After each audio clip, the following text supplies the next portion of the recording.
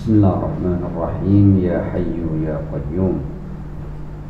Ya Hayyu ya Qayyum bi rahmatika nastaghith fa'aghithna wa la takilna ila anfusina tarfata 'ainin abada wa aslih lana sya'nana kullah. Alhamdulillahi rabbil alamin bari'il khalaiqi ajma'in wassalatu wassalamu ala ashrafi wa afdali anbiya'ihi wa rusulihi habibihi wa najibihi wa safiyihi wa khiratihi ala khalqih al-mahmudil ahmad al-abdil muayyad al-mustafa al-amjad abil qasimil mustafa Muhammad. Allahumma salli ala Muhammad wa ali Muhammad wa ala alihi tayyibin at-tahirin al-ma'sumin wa ashabihi al-muntajabin siyama baqiyatillahi fil aradin.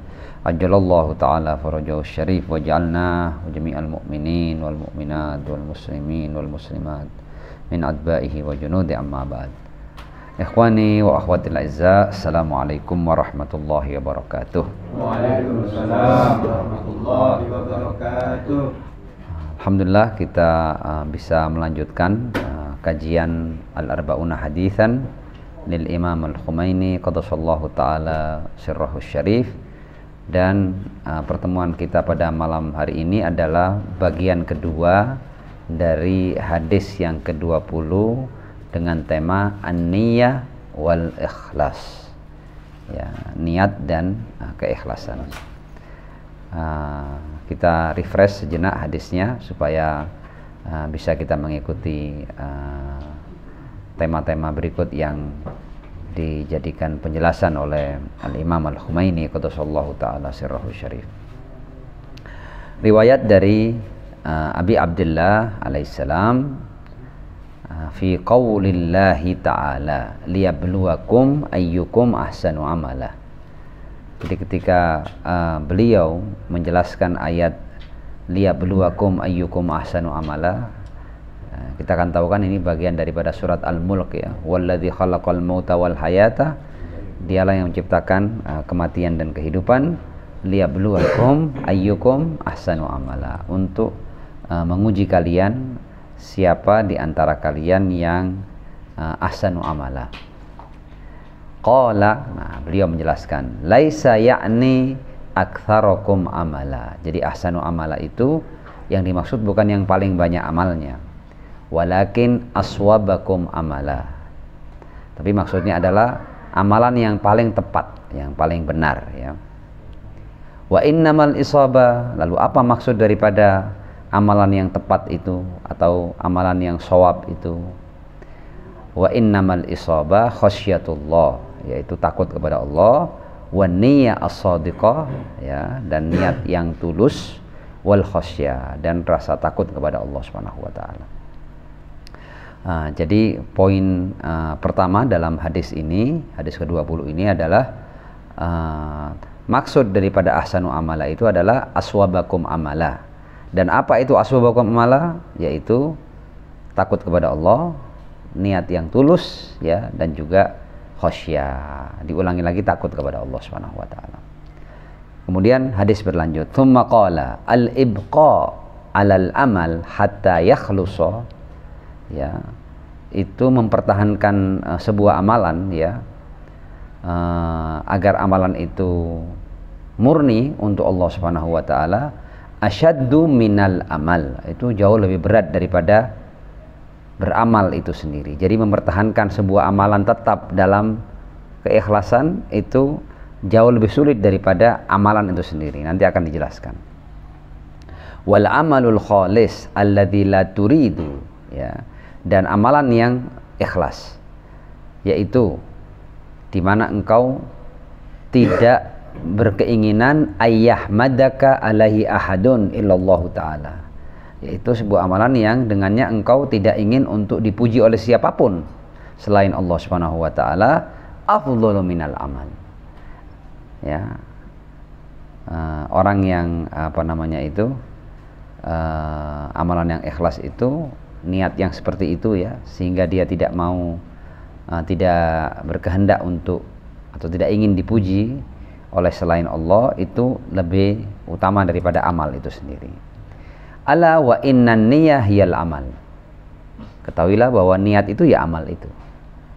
Artinya di sini hendak mengatakan bahwa yang menjadi nilai daripada sebuah amalan itu bukan amalannya tapi niatnya. Tsumma tala qaulahu azza wajal, kemudian beliau membaca firman Allah, Qul kullun ya'malu ala syakilatih, ya, bahwa setiap orang itu beramal atas syakilahnya. Apa syakilah? Yakni ala niyatih, atas niatnya. Jadi penilaian amal Allah melihat niatnya. Bahkan kalau niat sudah baik, ya, itu niat itu bisa melebihi amal itu sendiri. Nanti akan kita lihat penjelasan Al-Imam Al-Khomeini qaddasallahu ta'ala sirrahu syarif. Di bagian pertama kita telah mengikuti beberapa penjelasan dan kita sampai pada ketika perawi bertanya kepada Al-Imam Ja'far As-Shadiq alaihissalam tentang firman Allah, illa man atallaha biqalbin salim, ya. Yauma la yanfa'u malun wala banun illa man atallaha biqalbin salim. Ada hari di mana tidak harta bisa bermanfaat, tidak anak-anak bisa memberikan manfaat kecuali orang yang menghadap Allah dengan qalbun salim. Dijelaskan al-qalbus salim alladzi yalqa rabbahu wa laisa fihi ahadun siwa. Apa yang dimaksud dengan al-qalbus salim atau qalbun salim? Lawannya kan qalbun saqim, ya, yang sakit, ya. Qalbun salim itu adalah hati seseorang yang ketika dia berjumpa dengan Tuhannya, di hati itu tidak ada selain Allah Subhanahu wa taala. Wa kullu qalbin, penjelasan berikutnya, fihi syirkun, dan setiap hati yang di situ ada sekutu, artinya di hati itu ada selain Allah. Apapun itu, entah keinginan-keinginan dirinya atau kepentingan-kepentingan tertentu, tujuan-tujuan tertentu, pokoknya kalau dalam hati ini ada selain Allah. Wa kullu qalbin fihi syirkun, ada sekutu, ya, bersama Allah. Au syakkun, atau ada keraguan, ya, tentang keagungan dan kekuasaan Allah Subhanahu wa taala, fahuwa saqitun, maka hati ini jatuh. Ya, hati itu bisa dikatakan sakim. Wa innama arada bizuhdi, ya, fid dunya litafraqa qulubuhum lil akhirah. Jadi selama ini kan kita kenal istilah zuhud, ya. Zuhud itu apa sih? Banyak kita mengartikan zuhud itu orang yang tidak terlalu terikat dengan dunia, ya. Dijelaskan di sini, wa innama arada bizuhdi fid dunya, zuhud di dunia itu maksudnya apa? Litafraqa qulubuhum lil akhirah, agar hati mereka itu fokusnya hanya kepada akhirat. Akhirat di sini pun maksudnya adalah Allah Subhanahu wa taala, bukan imbalan-imbalan di akhirat. Nanti akan dijelaskan lebih jauh.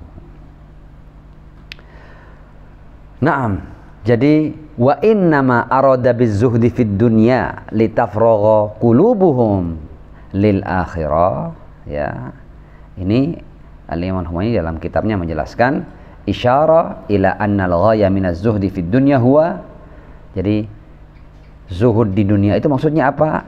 Insiraful qalbi syai'an fa syai'an anid dunya wa tanaffuruhu anha. Bagaimana hati ini dibimbing, ya, dididik agar sedikit demi sedikit, ya, pelan-pelan tapi pasti itu berpaling dari dunia, ya, dan lari darinya. Artinya hati ini sama sekali tidak terikat dengan dunia.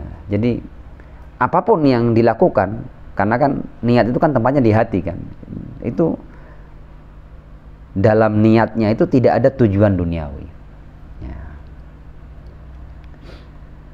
Dan hati itu hanya fokus kepada al-matlub al-waqi'i, yaitu Allah Subhanahu wa ta'ala.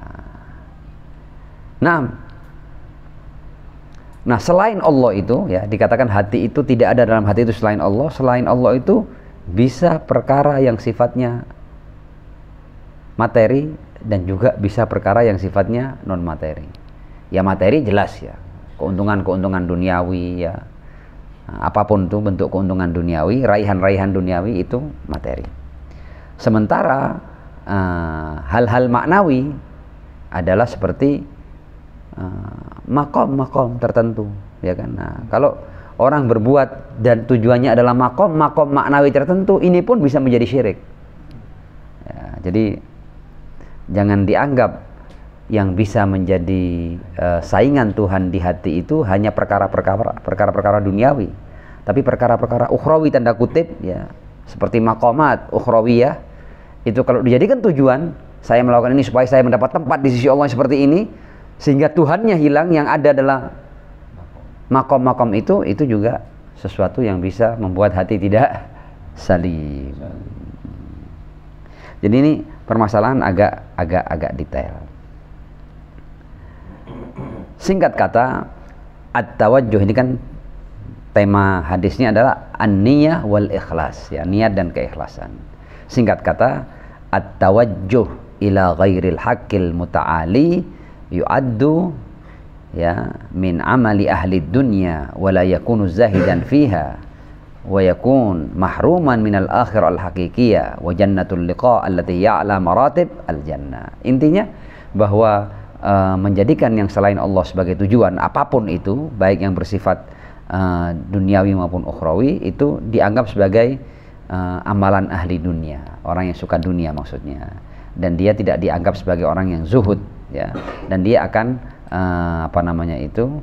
tidak mendapatkan tentang imbalan yang hakiki ya di akhirat. Ya, imbalan yang paling tinggi itu adalah jannatul liqa. Jadi ketika dia sampai kepada Allah Subhanahu wa taala, bukan surganya. Ya, bukan pahala-pahala yang dijanjikan, tapi jannatul liqa.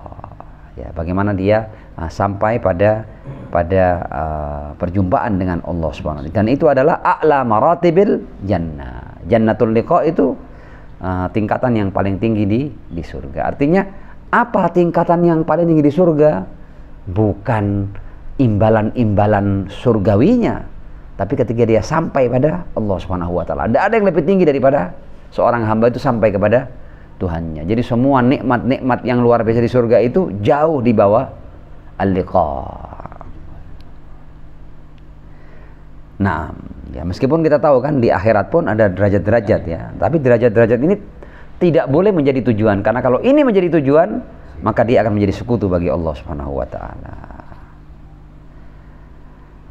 Nah, jadi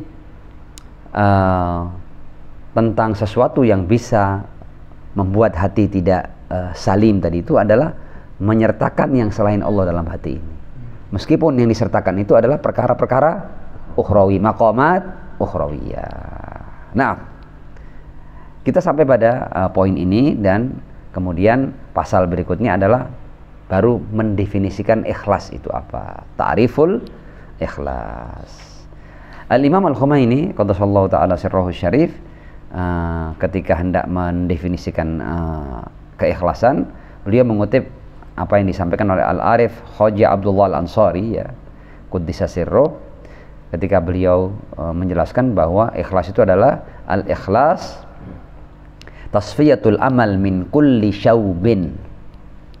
Ikhlas itu adalah membersihkan amalan dari sesuatu yang bisa membuat amalan itu rusak. Min kulli syaubin, dari segala macam bentuk cacat yang membuat amalan itu tidak murni lagi untuk Allah Subhanahu wa taala. Itu adalah ikhlas ya. Jadi apa itu ikhlas? Tasfiyatul amal, membersihkan amal agar murni, tulus hanya untuk Allah Subhanahu wa taala, tidak untuk yang lain-lain. Nah, tidak untuk yang lain-lain itu bahkan termasuk untuk dirinya. Ya, kadang-kadang manusia itu melakukan berbagai macam amalan untuk kepuasan dirinya. Dan kepuasan diri itu tidak hanya hal-hal yang sifatnya duniawiyah. Boleh jadi ya maqamat ukhrawiyah itu adalah sesuatu yang memuaskan dirinya. Nah, artinya ketika seseorang, saya ingin sampai di maqam itu, tapi yang dia lihat, saya ingin diri saya sampai di makom itu. Nah, berarti yang dia lihat dirinya, bukan Tuhannya. Hati-hati, jangan sampai silap. Ya, apalagi kalau yang disasar itu adalah keridhaan selain Allah dari makhluk-makhluknya. Kepuasan diri saja bisa mengganggu, apalagi kepuasan yang dia dapat dari orang lain. Nah, dan dinukil kata Imam Khumaini dari Asy-Syaikh Al-Bahai ya, bahwa para urafa itu mempunyai beberapa definisi tentang ikhlas. Artinya sengaja dibawakan beberapa definisi supaya bagi kita jelas sekali apa maksud daripada ikhlas itu. Jadi Syekh Bahai membawakan beberapa definisi ya para urafa tentang ikhlas. Di antaranya qila, maksudnya ikhlas itu apa? Huwa tanzihul amal ayyakuna li ghairillahi fihi nasib, ya. Membersihkan amalan agar dalam amalan itu yang selain Allah tidak punya bagian sama sekali, hanya untuk Allah. Hampir sama dengan yang di atas tadi ya. Definisi lain, huwa alla yurid amiluhu alaihi iwadon fid darain. Nah, ini semakin menjelaskan. Amalan yang ikhlas itu adalah amalan, apa sih ikhlas itu? Ikhlas itu adalah orang yang melakukan amalan itu dia tidak mau imbalan baik di dunia maupun di akhirat. Jadi menanti imbalan kalau di akhirat pun itu bisa menjadi sesuatu yang mengurangi keikhlasan. Nah, jadi sangat detail ya tentang ikhlas ini ya. Jadi apa ikhlas itu? Di antara maknanya adalah yang beramal itu tidak menanti imbalan baik di dunia maupun di akhirat. La yuridu amiluhu alaihi iwadan fid darain. Kemudian dinukil juga dari Shahib Gharaib al-Bayan ya tentang ikhlas ini, annal mukhlisin humul ladzina ya'budunallah. Mukhlisun adalah orang-orang yang menyembah Allah. Wala yarawna anfusahum, dan dalam menyembah ini dia sudah tidak melihat dirinya. Ya, ada kita ini kan seringkali dalam ibadah itu kita betul-betul melihat diri. Saya melakukan ini supaya ini, saya melakukan supaya ini, supaya-supayanya yang kita lihat. Jadi sebenarnya tujuan kita adalah diri kita. Ya, bukan mendapat keridhaan Allah, tapi yang kita tuju diri kita, karena kalau saya berbuat ini saya akan mendapatkan itu. Padahal orang yang mukhlis adalah orang-orang yang menyembah Allah dan tanpa pamrih. Wala yarawna anfusahum, dia sudah tidak melihat lagi dirinya. Walal alam, dia tidak melihat keberadaan ini. Wala ahlahu, tidak melihat juga penduduk bumi. Ya, dalam hal penghambaan dia tidak melihat semua itu. Wala yatajawazuna hududal ubudiyah fi musyahadatir rububiyah. Dan kalaupun nanti dia makomnya semakin tinggi, dia tetap tidak kehilangan ya pemahamannya bahwa dia adalah hamba, bahwa dia bukan apa-apa. Nah, ada orang-orang yang ketika dia mencapai makom yang agak tinggi, dia kemudian melihat makom ini sesuatu, sehingga biasanya dia lupa bahwa dia adalah hamba. Wala yatajawazuna hududal ubudiyah fi musyahadatir rububiyah. Dia tetap ya sadar bahwa dia adalah hamba dan bukan apa-apa. Nah, dan inilah agama. Agama itu adalah keikhlasan. Ya, agama itu adalah ketika hamba betul-betul tulus ikhlas untuk Tuhannya. Makanya kan disebutkan ala lillahid dinul khalis ya. Di agama ini juga hanya murni untuk Allah. Ya, jadi kalau ada orang beragama kemudian dia ingin mendapatkan sesuatu dari agama itu, ghairu mukhlis. Meskipun tidak mungkin Tuhan tidak memberikan imbalan, tapi dia tidak boleh menjadikan imbalan sebagai tujuannya, karena dia bukan untuk Allah ini, untuk imbalan akhirnya. Ya, Allah tidak mungkin tidak memberikan imbalan. Tidak usah kita pikir imbalannya. Tapi kalau kita ya beribadah dengan tujuan imbalan, ini yang kemudian menjadi permasalahan. Wad-dinul khalis huwa nurullah ba'dat mihlalil hudus fi fayyadi nuri azamatihi wa wahdaniyatihi ya. Agama yang khalis itu, ad-dinul khalis adalah itu cahaya Allah ya. Ketika semuanya lebur dalam cahaya Allah, Anda tidak melihat ada sesuatu selain cahaya Allah. Karena itu kalau kita masih memikir imbalannya, ya berarti agama belum lebur 100% untuk Allah Subhanahu wa taala. Ya. Nah, Al-Yahumani juga kemudian menukil apa yang sampai dari Asy-Syaikh Al-Muhaqqiq Muhyiddin Al-Arabi ya. Ini nama yang cukup populer ya. Muhyiddin Al-Arabi ya. Bahwa dia berkata seperti ini. ala lillahid dinul khalis, ya. Ya, jadi agama yang murni itu adalah untuk Allah. An syaubil ghairiyah wal ananiyah. Jadi murni dari apa? Ya, dari selain Allah dan dari diri, ya, ananiyah, ya, dari diri. Ya, di diri itu ya termasuk ego, termasuk nafsu, apapun yang terkait dengan diri kita. Ananiyah. Li'annaka lifana'ika fihi bil kulliyah, ya, fala dzata laka wala sifata wala fi'la wala dina wa illa lama khalusad dinu bil haqiqah fala yakun lillah. Ketika dikatakan ala lillahid dinul khalis, jadi agama itu hanya khalis untuk Allah, itu maksudnya bersih dari yang selain Allah, al-ghairiyah, dan juga bersih dari ananiyah. Dan ketika seseorang itu lebur, ya, di dalam Allah Subhanahu wa taala, ketika dirinya lebur dalam Tuhan, maka dia tidak punya zat. Jadi kita ini tidak boleh merasa kita punya eksistensi.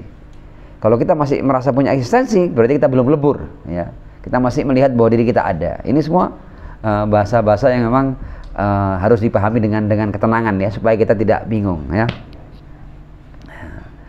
Jadi ketika lebur berarti Anda kehilangan eksistensi, tanda kutip. Ketika Anda tidak punya eksistensi, Anda tidak punya sifat. Ya. Ketika Anda tidak punya sifat, Anda juga tidak punya perbuatan. Anda tidak pernah menganggap sesuatu perbuatan Anda. Meskipun perbuatan Anda itu sesuatu yang luar biasa, Anda tidak pernah menganggap itu sebagai sesuatu. Wala fi'la, wala dina. Bahkan ketika Anda beragama, Anda mengikat diri dengan agama, Anda tidak melihat agama itu. Ya. Karena kalau masih ada yang selain Allah, wa illa lama khalusaddin bil haqiqah. Kalau masih ada yang selain Allah, berarti bagaimana kita katakan bahwa agama ini hanya untuk Allah? Kalau hanya untuk Allah, berarti selain Allah harus tidak ada, harus kehilangan eksistensinya. Ya. Li'annaka, ini keterangan Muhyiddin Al-Arabiyah, luar biasa, ya. Li'annaka lifana'ika fihi bil kulliyah fala dzata laka. Ya, kamu tidak punya zat, wala sifata, kamu tidak punya sifat, wala fi'la, kamu tidak punya perbuatan, wala dina, bahkan kamu tidak punya agama. Karena semuanya lebur dalam Allah Subhanahu wa ta'ala. Naam. Jadi ibadahnya al-mukhlisun, ya, kalau bahasa yang humani arbabul ikhlas, itu adalah bagaimana keagungan itu dan kebesaran Allah itu betul-betul telah menutup semua yang ada. Wala yujadu fi qulubihim siwal haqqil muta'alil wahid. Dan dalam hati mereka tidak ada kecuali Allah. Dirinya tidak ada. Kalau dirinya tidak ada, ya sifatnya juga tidak ada. Bahwa saya begini, saya begitu, tidak ada itu. Ketika sifatnya tidak ada, ketika dirinya tidak ada, perbuatannya pun tidak ada. Dia tidak menganggap perbuatannya sesuatu.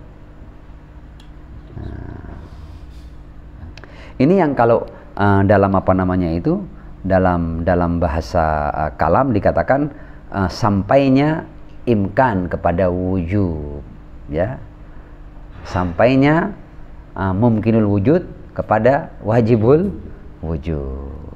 Ya, saya tidak perlu jelaskan terlalu itu panjang dalam hal ini, ya, karena nanti hanya akan membuang-buang waktu. Tapi intinya bagaimana kita betul-betul bersih. Tidak ada diri kita, tidak ada kemauan-kemauan kita, tidak ada keinginan-keinginan kita. Bahkan tidak ada tujuan-tujuan, jangankan yang duniawi, tujuan-tujuan ukhrawi pun jangan pernah dijadikan sebagai tujuan. Meskipun Allah tidak mungkin mengingkari janjinya, Anda akan mendapatkan apapun yang menjadi hak Anda. Allah tidak akan pernah mengambil hak Anda. Tapi kita tidak boleh menganggap itu hak kita. Sahih? Nah, ya, mudah-mudahan penjelasan ini sederhana ini, ya, bisa membawa kita pada pemahaman yang sederhana juga. Karena penjelasan sederhana, pemahamannya juga pasti sederhana juga. Nah, dan ketika mungkin itu sampai pada yang wajib, ya, wa ma'anna ufuqal imkan qad ittasala bil wujub, ya. Ketika ufuk imkan itu sampai kepada wujub, jadi ketika kita sebagai mungkin ini, kita di ufuk imkan ini sampai kepada ufuk yang namanya wujub, ya, maka yang kita fahami ada itu hanya Allah Subhanahu wa ta'ala. Dan gambar, wujud apapun yang selain Allah juga hilang. Jadi ketika ufuk imkan ini sampai pada wujud yang selain Allah akan hilang. Ya. Wa inna rasmal ghairiyah qad irtafa'a bil kulli anhum. Ya. Rasmal ghairiyah. Jadi gambaran yang selain Allah itu hilang. Nah, ketika itu fahum yakumuna bi kafati wadhaifil ubudiyah. Jadi ketika yang ada hanya Tuhan, maka tidak ada yang dia lakukan, yang dia ucapkan kecuali penghambaan. Jadi manusia itu murni penghambaan, tanpa menanti imbalan, tanpa menuntut imbalan, tanpa melihat bahwa dirinya ada. Jadi yang selain Tuhan hanya melihat penghambaan kepada Allah Subhanahu wa taala. Ya. Tidak membidik yang lain. Ini yang kemudian ibadah arbabul ikhlas ini sudah bukan dengan ikut-ikutan atau bukan dengan mengandalkan logika, enggak, sudah melewati itu.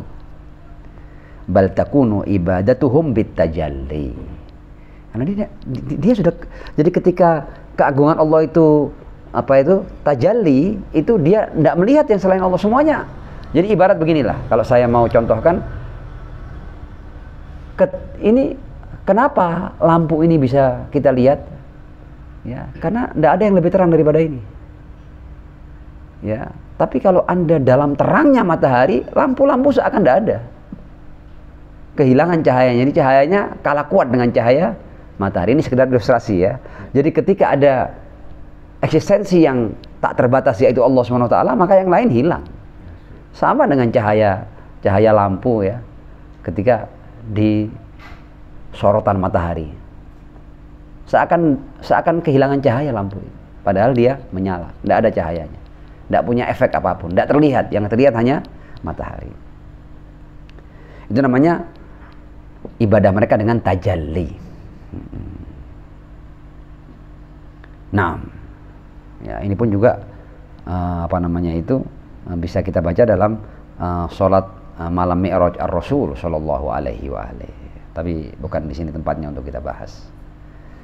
Nah, ya. Nah, kita sudah masuk pada hal-hal yang berat sebenarnya, tapi seandainya itu membenahi niat kita. Niat kita terbenahi, mulai terbenahi. Jadi kita sudah, jadi ada kadang orang tidak sadar dia. Ya.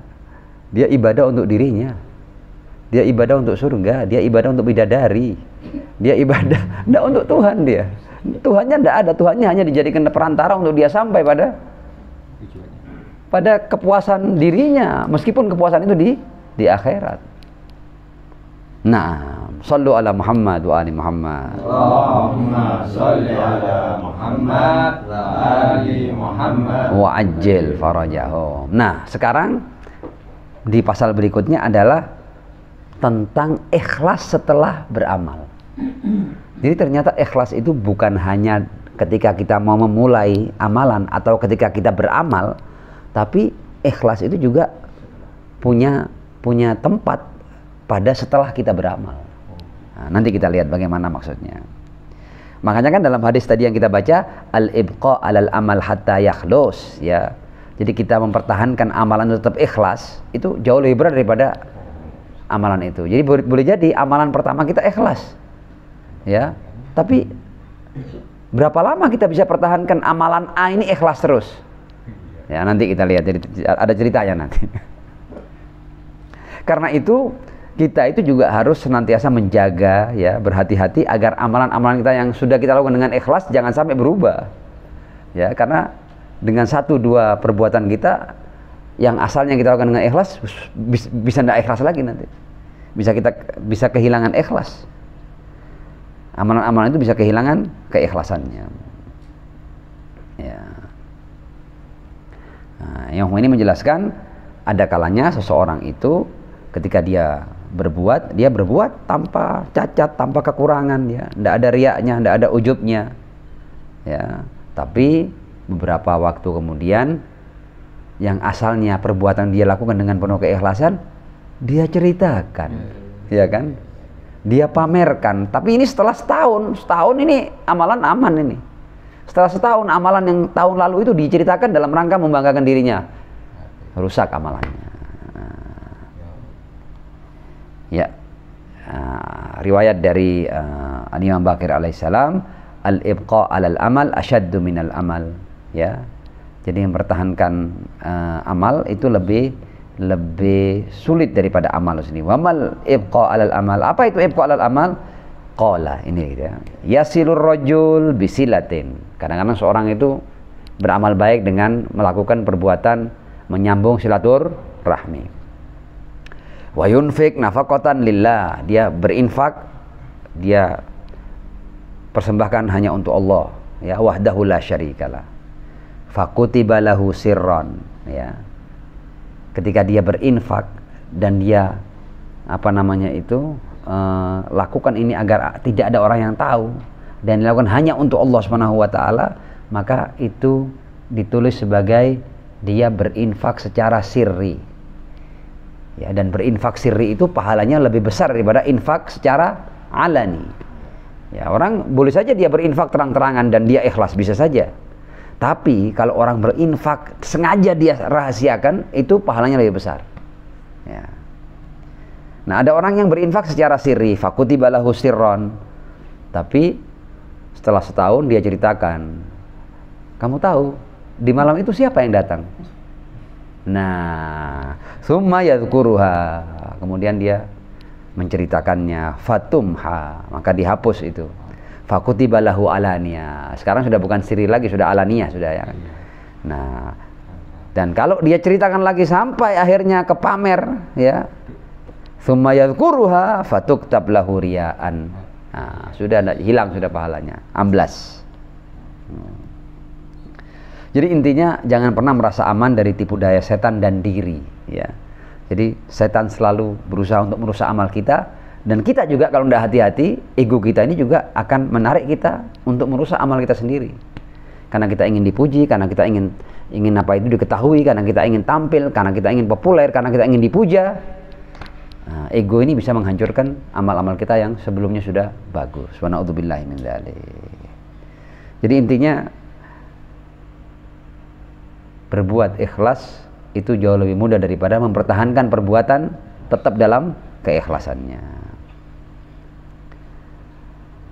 Nah, contoh ini, contoh.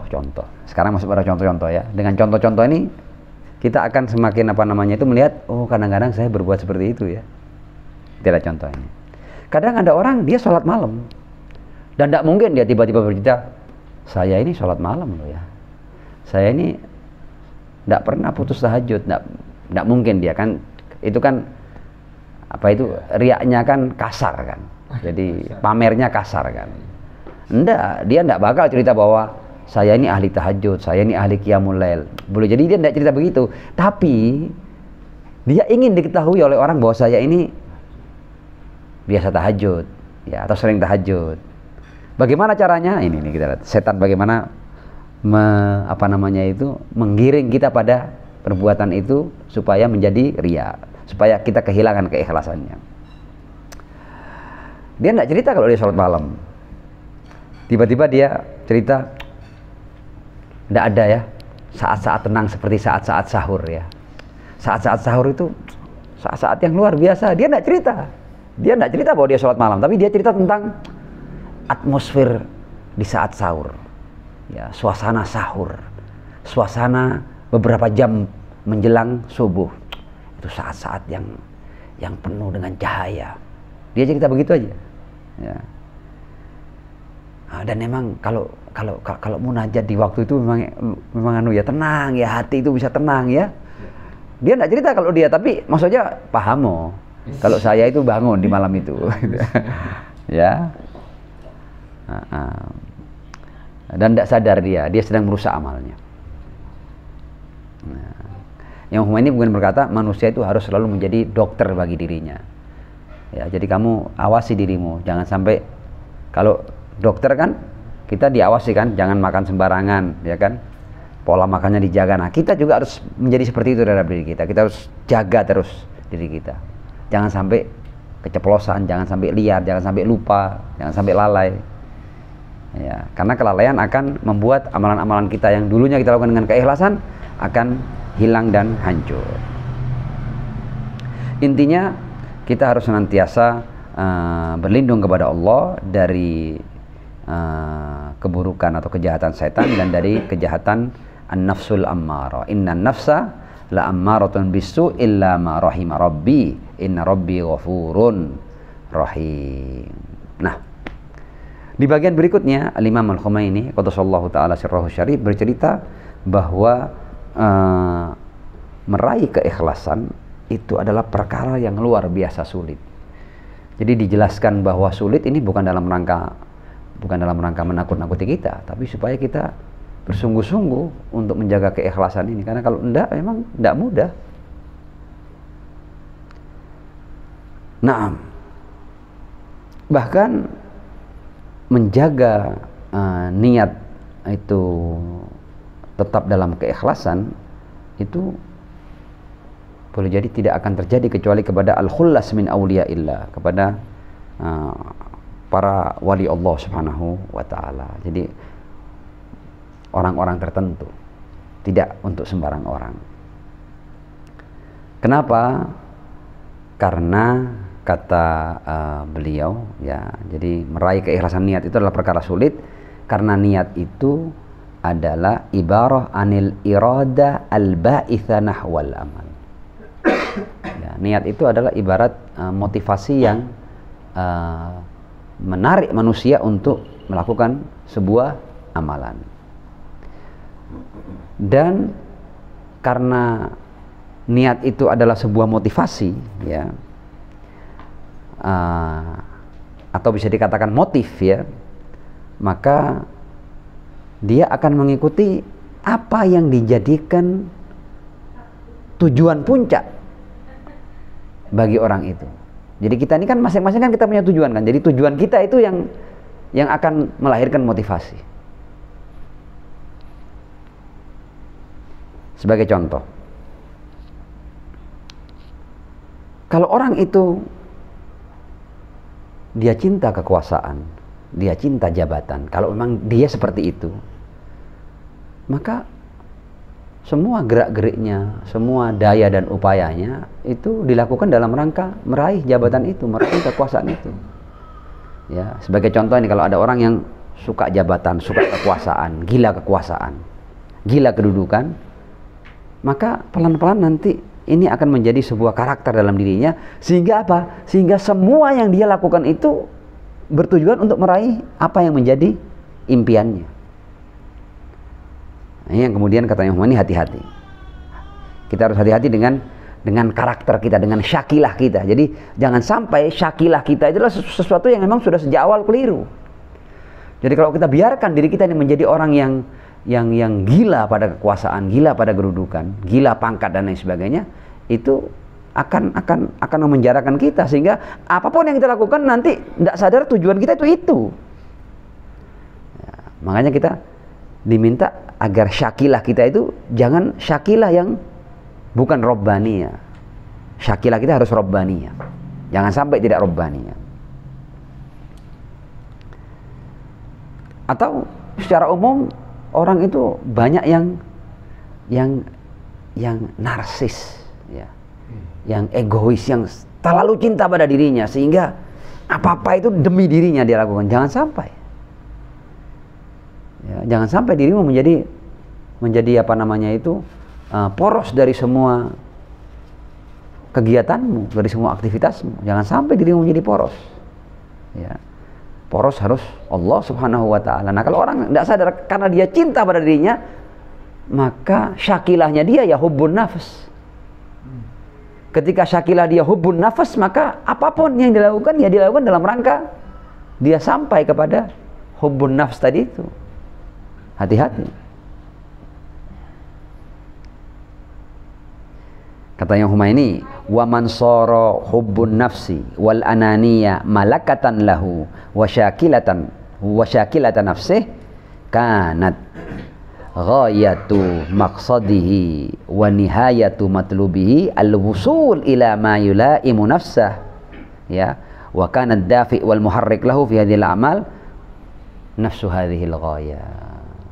Jadi kalau seseorang itu apa namanya itu, cinta kepada dirinya, dan anania itu menjadi malakah dan menjadi bentuk ya bagi jiwanya, ya maka ya tujuan utamanya yaitu tidak akan jauh kemana-mana, dia tetap akan kembali kepada dirinya.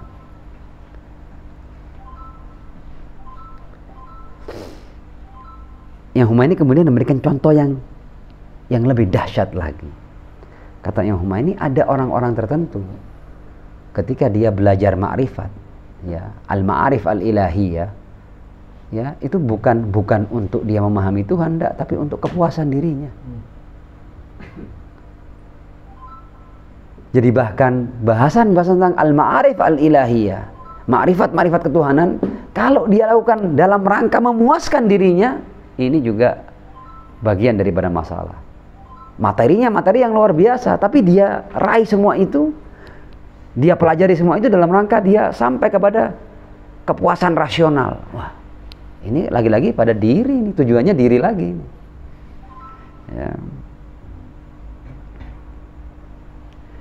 Ya, bal madamatil ananiya wa dzatiyah maujuda, selama ananiya dan dzatiyah itu ada pada diri manusia, kana iqdamuhu aw sulukuhu li tahsilil ma'arif ar-rububiyyah wal kamalat ar-ruhiyah li nafsihi wa nafsaniyatih.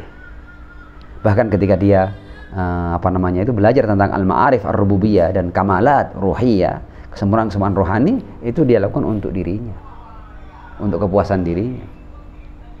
Dan ini berangkat dari kecintaan dia kepada dirinya dan bukan kecintaan kepada Allah Subhanahu wa taala. Jadi mencintai Tuhan karena diri. Gila enggak? Jadi setan itu dan diri kita ini bisa membuat kita tersesat sedemikian rupa sampai kita itu meraih hubbullah untuk diri kita. Ya, jebakan-jebakan yang luar biasa ini.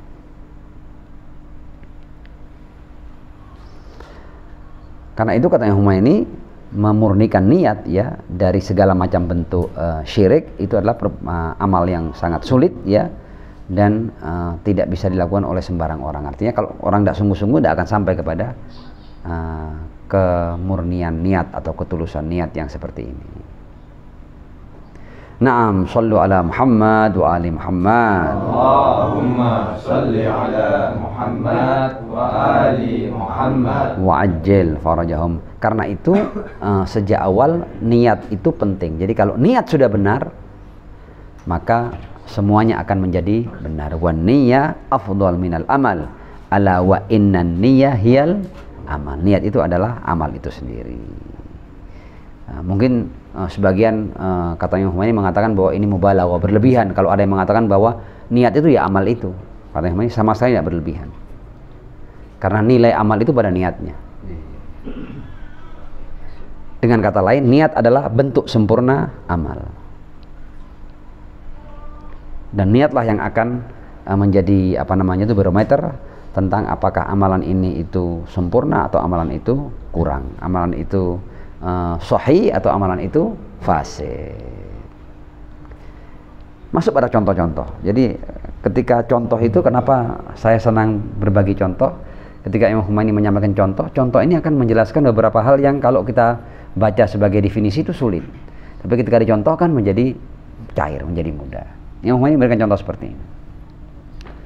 Anda kalau melihat sholatnya Imam Ali dengan sholatnya manusia-manusia yang lain atau muslim yang lain, boleh jadi bentuk sholatnya sama ya, tidak beda ya, ada takbiratul ihram, ada fatihahnya, ada suratnya, ada rukuknya, ada sujudnya ya, bentuk sholatnya sama. Lalu apa yang membedakan? Katanya Humaini, sholat orang seperti Maulal Muttaqin Ali bin Abi Thalib alaihissalam, kalau bentuk zahir sholatnya boleh jadi sama dengan sholatnya kebanyakan muslim yang lain.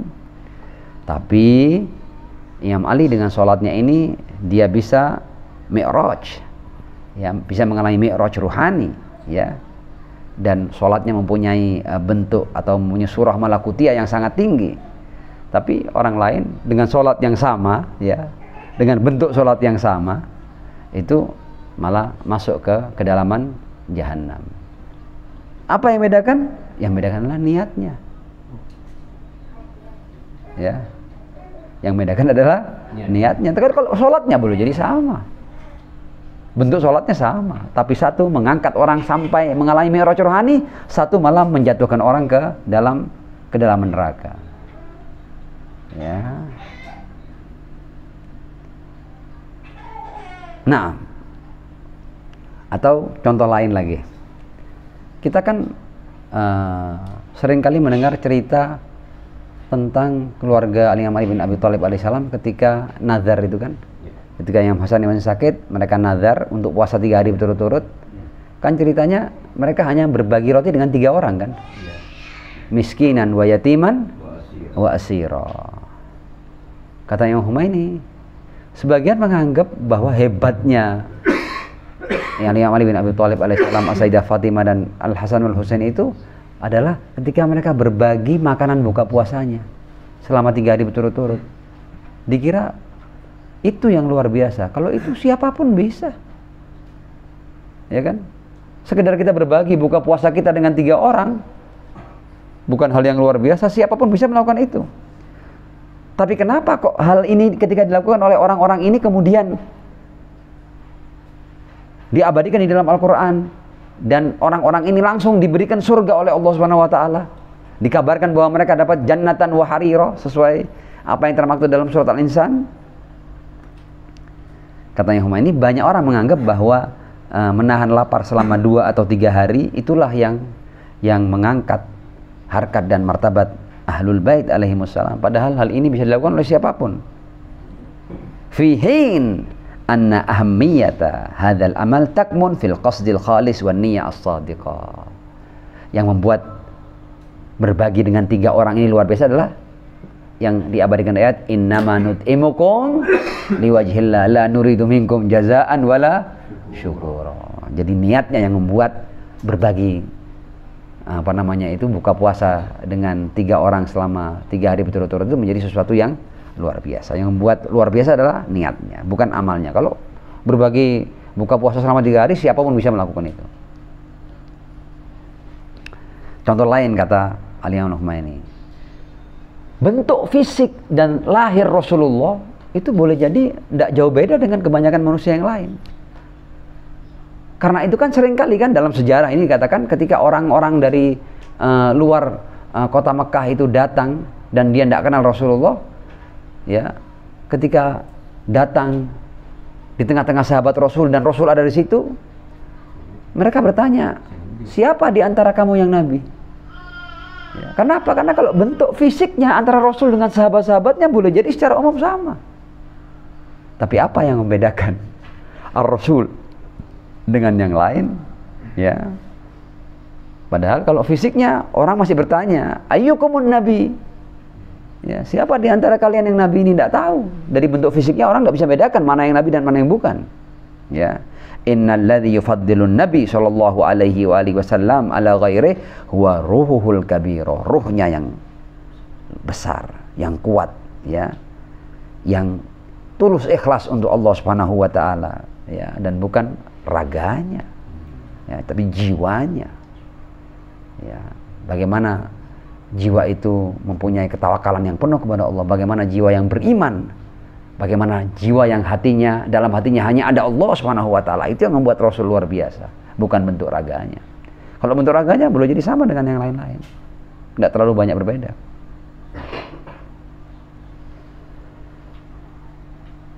Nah, jadi niat itu ya lebih baik daripada amal, ya, karena niat yang akan menentukan nilai sebuah amalan. Sebagaimana orang mengatakan bahwa ruh itu lebih utama daripada raga, ya. Jadi ruh lebih utama daripada raga sama dengan niat lebih utama daripada amal itu sendiri. Niatul mukmin khairun min amali, dalam riwayat lain disebutkan seperti itu. Dan amal itu harus lebur dalam niat yang tulus, ya. Muluk harus lebur dalam malakut, ya, dan mazhar harus lebur dalam az-zahir. Ala wa innan niyya hiyal amal. Dalam riwayat disebut seperti itu. Ini yang kemudian dalam riwayat di atas dikatakan kullun ya'mal ala syakilati ala niyati. Jadi yang dihitung adalah niatnya. Nah,